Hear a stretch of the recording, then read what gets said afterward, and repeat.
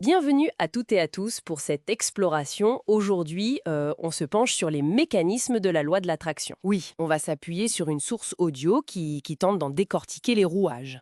C'est souvent vu un peu comme une pensée magique, hein, mais cette source affirme que c'est un principe universel, puissant. C'est ça. Mais attention, ça demanderait bien plus que de simples souhaits. Notre but, c'est d'extraire les idées clés, de voir comment, selon cette approche, on peut manifester ses désirs. Effectivement. Et le document insiste sur une idée centrale, la loi de l'attraction, ce serait pas juste la pensée positive. Ah bon? Non, ce serait plutôt une combinaison. Intention claire, visualisation intense, croyance solide et surtout l'action concrète. C'est un point souvent oublié apparemment. D'accord. Tout est une question d'alignement en fait. L'état d'esprit et les actes. Ok, alors allons-y, décortiquons ça. La source, elle, martèle bien que ce n'est pas une formule magique. Non, loin de là. Elle détaille même 4 éléments essentiels. D'abord, savoir exactement. Ce qu'on veut, précisément, et connaître le pourquoi. Oui, la clarté de l'objectif, c'est fondamental. Ensuite, il faut demander à l'univers. Bon, ça veut dire quoi concrètement? Orienter ses pensées. C'est un peu ça, oui. Focaliser son intention très clairement sur ce désir. Ensuite, vient la visualisation. Ah oui, la fameuse visualisation. Mais attention, pas juste imaginer vaguement. Il faut ressentir l'émotion, comme si c'était déjà là, déjà accompli. Ressentir la joie, la gratitude. Exactement. Et le quatrième pilier, sans doute le plus délicat, croire. Croire fermement que ça va arriver, sans l'ombre d'un doute. D'accord, croire sans douter. Mais comment on fait ça au quotidien, quand on voit pas les résultats tout de suite? C'est là que ça coince souvent, non? C'est un vrai défi, oui. Et la source aborde ça via le concept de vibration. Ah, les vibrations. Oui, un terme récurrent. L'idée, c'est que tout dans l'univers, y compris nos pensées, nos émotions, ça émettrait une certaine énergie, une vibration. Positive ou négative, j'imagine. C'est ça.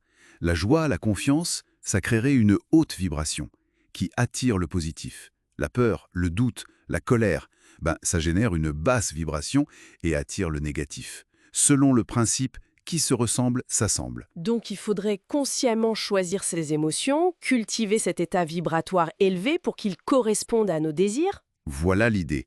Aligner ses vibrations personnelles sur ses objectifs. Devenir, comme vous disiez, une sorte de chef d'orchestre de ses propres fréquences. Intéressant, mais alors on a la pensée, la croyance, l'émotion, mais la source insiste beaucoup sur autre chose, un élément parfois négligé. Absolument.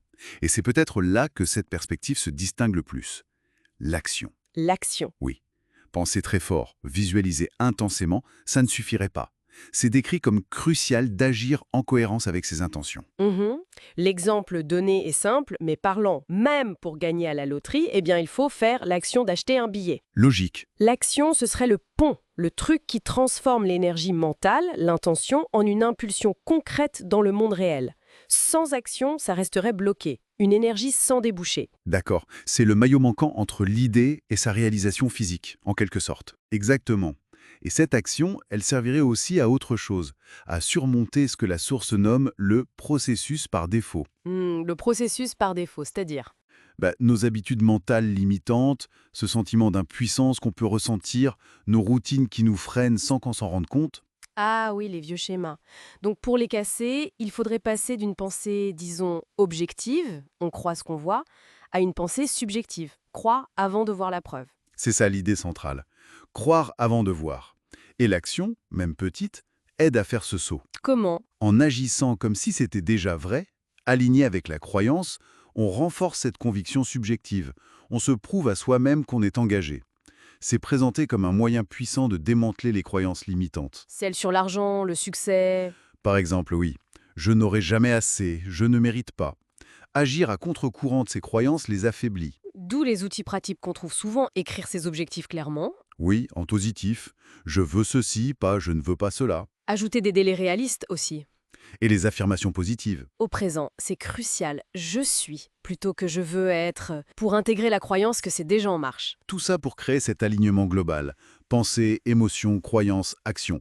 Tout dans la même direction. Voilà, c'est une vision qui demande une implication, une discipline constante, pas un miracle passif. Donc pour résumer cette source, En résumé, oui, la loi de l'attraction y est présentée moins comme un tour de magie que comme une discipline active.